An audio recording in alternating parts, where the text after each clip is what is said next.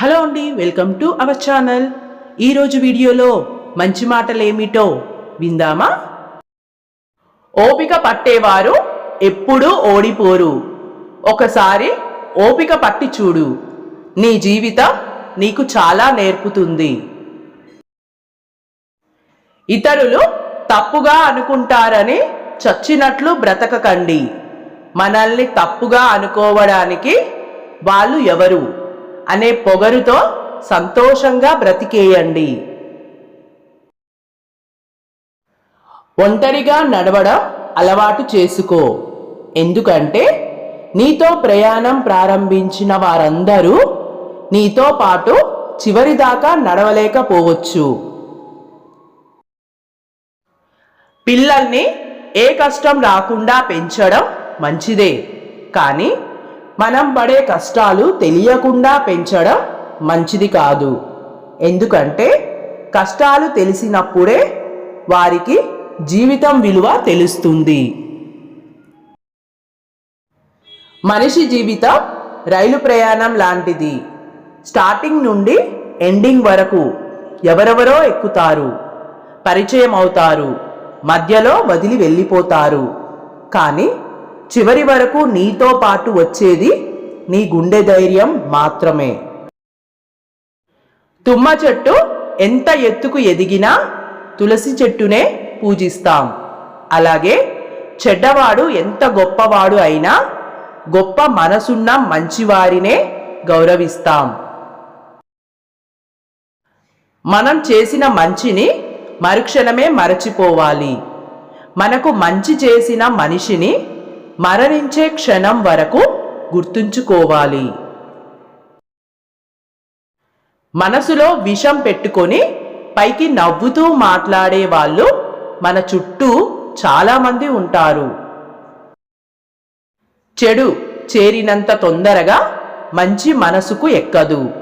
అందుకే చెడు మీద మంచి గెలవడానికి కొంచెం లేట్ అవ్వచ్చు, కానీ ఎప్పటికైనా గెలిచేది మంచే. నువ్వు చేసే పని నీకు నచ్చితే చాలు, నీ అంతరాత్మ ఒప్పుకుంటే చాలు. అందరికీ నచ్చేలా ఉండాలంటే నీ జీవితం సరిపోదు. మనకు ఇష్టమైన దాన్ని కష్టపడి సంపాదించుకున్నా దాన్ని అంత తొందరగా వదులుకోలేము. అది మనిషి అయినా మనీ అయినా. అందరినీ గుడ్డిగా నమ్మకండి. ఎందుకంటే మనిషి అవసరం ఉంటే నువ్వే అంతా అంటాడు, అదే అవసరం తీరాక నువ్వెంత అంటాడు. ఇది మానవ నైజం. అపార్థం చేసుకొని నిందించే ప్రతి ఒక్కరికి మనం సమాధానం చెప్పనక్కర్లేదు. అర్థం లేని మాటలకు బాధపడకూడదని మన మనసుకు చెప్పుకుంటే చాలు. మర్యాదగా వినాలి, వివేకంతో సమాధానం ఇవ్వాలి, ప్రశాంతంగా ఆలోచించాలి, నిష్పాక్షికంగా నిర్ణయం తీసుకోవాలి. కాలక్షేపం కోసం చేసే కొన్ని వేల స్నేహాల కన్నా నీకోసం ఆరాటపడే ఒక మంచి హృదయం ఉన్న స్నేహం ఒక్కటైనా చాలు. ఎవరు ఎప్పుడు ఎలా మారుతారో చెప్పలేము. కాలం కంటే వేగంగా మారే మనుషుల మధ్య బ్రతుకుతున్నాం. అందుకే ఎవరితో ఎంతవరకు ఉండాలో అంతవరకే ఉండాలి. స్వార్థపరుడు అంటే ఎవరో కాదు, స్నేహం అనే ముసుగులో నిన్ను అవసరానికి వాడుకొని అవసరం తీరాక వదిలేసేవాడే స్వార్థపరుడు అంటే. ఎదుటివారి కష్టాలను తీర్చగలిగే స్తోమత నీకు లేకున్నప్పటికీ ఇతరులకు ధైర్యం చెప్పే మనసు ఉంటే చాలు. కష్టాల్లో ఉన్నవారికి నిజంగా నువ్వే దేవుడివి. అపజయం అనేది మనకు గురువు లాంటిది. అది ఏమి చెయ్యకూడదో ఎలా చెయ్యకూడదో నేర్పుతుంది. నీ దగ్గర లేని వాటిపై అత్యాశ, నీ దగ్గర ఉన్న వాటిపై నిర్లక్ష్యం రెండూ ప్రమాదమే. జీవితం అసంతృప్తిగా సాగడానికి ఇవే ప్రధాన కారణం. మౌనంగా ఉన్న ప్రతి వ్యక్తి మనశ్శాంతిగా ఉన్నట్లు కాదు. చెప్పుకోలేనంత బాధ మనసులో ఉన్నప్పుడు కూడా మౌనంగానే ఉంటాడు.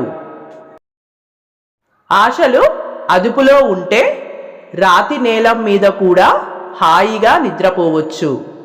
కోరికలు గుర్రాలు అయితే పట్టుపానుపు కూడా గుచ్చుకుంటుంది. మనం ఎంత మంచిగా ఉన్నా ఎవరో ఒకరి కథలో చెడ్డవాళ్ళమే. కాబట్టి ఇతరులకు నచ్చాలని నటిస్తూ బ్రతకడం కన్నా మనకు నచ్చినట్టు బ్రతకడం మంచిది. విధి 1000 తలుపులు మూసి ఉంచినప్పటికీ ప్రయత్నం ఒక్క కిటికీనైనా తెరుస్తుంది. అందుకే ప్రయత్నం ఎప్పటికీ మానకండి. అదే మిమ్మల్ని తప్పక గెలిపిస్తుంది. ఆశతో ఉన్నవాడికి అధికారం ఇస్తే దోచుకు తింటాడు. ఆశయంతో ఉన్నవాడికి అధికారం ఇస్తే అభివృద్ధి చేసి చూపిస్తాడు. అన్యోన్య దాంపత్యం అంటే గొడవలు పడకుండా ఉండటం కాదు, ఎన్ని గొడవలు పడినా విడిపోకుండా కలిసి ఉండటం. కష్టపడి సంపాదించినది నిన్ను కాపాడుతుంది. ఇతరులను కష్టపెట్టి సంపాదించినది నిన్నే కాటు వేస్తుంది. ఒక పనిని ప్రారంభించేటప్పుడు 1కి 1000 సార్లు ఆలోచించండి. కానీ పని మొదలుపెట్టిన తరువాత 1000 అడ్డంకులు వచ్చినా వెనుదిరగవద్దు. మనిషిలో లోపాలు ఉన్నట్లయితే ఎలాగైనా సరిచేయవచ్చు. కానీ మనసులో లోపాలు ఉంటే మాత్రం సరిచేయడం అసాధ్యం. జీవితం అనేది నిజాయితీ పరులని ఏడిపిస్తుంది, నిందలు వేసే వారిని నవ్విస్తుంది, మాటకు కట్టుబడి ఉండే వారిని అవమానిస్తుంది, మాటలు మార్చే వారిని గౌరవిస్తుంది. లైఫ్ని ఆశతో కాదు, కసితో, కోపంతో బ్రతకాలి. ఇక్కడ బ్రతకాలంటే యుద్ధం చెయ్యాలి, పోరాడాలి. భయపడినా బాధపడినా నీ జీవితం నిన్ను ఈ ప్రపంచం నుండి దూరంగా విసిరేస్తుంది. ఓకే అండి, ఈ వీడియో మీకు నచ్చినట్లయితే please like, share and subscribe my channel. Thanks for watching.